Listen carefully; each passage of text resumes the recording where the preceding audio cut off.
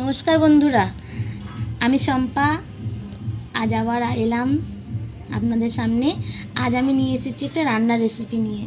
অনেক তো গান হলো, নাচ হলো, এবার একটু রান্না করে দেখা যাক। এই যে ফলটা দেখাচ্ছে, এই ফলটা হচ্ছে কেউ বলে তালবীজ, কেউ বলে তালশাঁস, আমরা এটা তালবীজই বলি।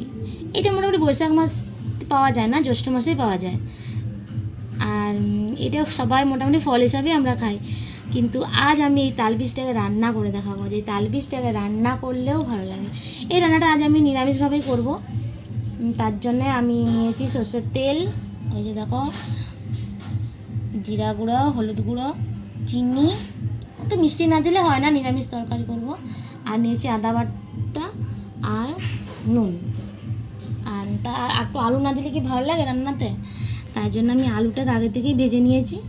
আর যে ফোড়নের জন্য নিয়েছি, আর রঙের জন্য নিয়েছি কাশ্মীরি মির্চ আর গরম মশলা আর কাঁচা লঙ্কা। আমি লঙ্কা গুঁড়ো দেবো না, এত প্রচণ্ড গরমে আরও লঙ্কা গুঁড়ো খেলে আরও পেট জ্বালা করবে। অত রিচ নয়, হালকা করে করবো, নিরামিষ রান্নাটা করব। ঠিক আছে, চলো, আমি ছুরি রেডি। তাহলে এবারে এদের এই তালবীজগুলোর খোসাগুলো ছাড়িয়ে পিস পিস করে নিই, আলুর মতো একটু বড় বড় রাখবো আর কি। ঠিক আছে, তাহলে চলো রেডি হই।